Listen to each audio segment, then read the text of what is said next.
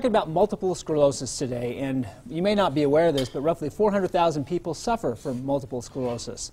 Experts say it's an unpredictable, often disabling disease. So we're learning a little bit more about it today from Dr. Hammond with the Ogden Clinic. Thanks for being here, Dr. Thank you, Chris Brian. Hammond. Glad to be here.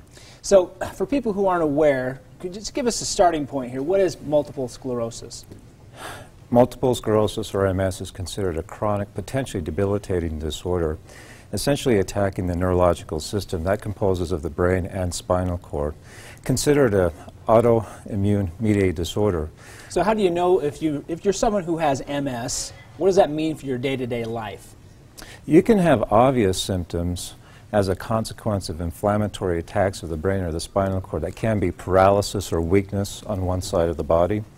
It could be numbness, tingling. It can be other things like vertigo, sometimes loss of vision in one eye, we call optic neuritis. So it could be any number of things. And then you also have more of the subclinical features of MS. That's kind of long-standing neurocognitive problems, perhaps. It can be memory problems, short-term memory, verbal recall issues included. So it sounds like this disease doesn't really limit itself to any one part of the body. No, I use the adage, the brain is much like real estate. Its value all depends on location. And so a person can have an attack that can be very obvious, but attacks can occur over time that are less obvious.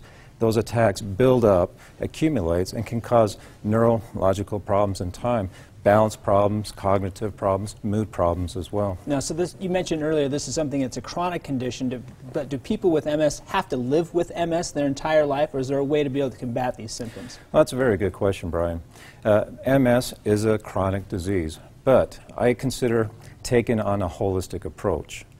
That is, yes, we have several FDA-approved medicines that can help out, and I'll get to that in a little bit.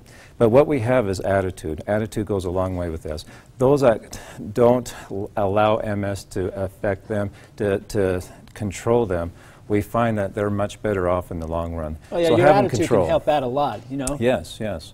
Working with specialty care services, with your physician, physical therapy, and other ancillary services can be very helpful, helping to conquer and manage MS. So the rule is don't let it rule you, but you can rule it. And you mentioned there's some drugs that can help people as well. There's over a dozen FDA-approved therapies that can be very helpful in managing multiple sclerosis.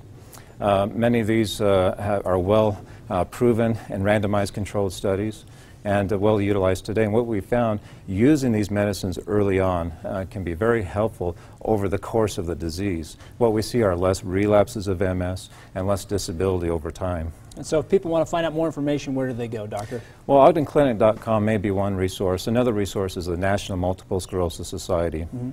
And of course, we'll have a link to that on our website at goodforutah.com. It's Dr. Chris Hammond here with the Ogden Clinic talking about multiple sclerosis today. Appreciate you giving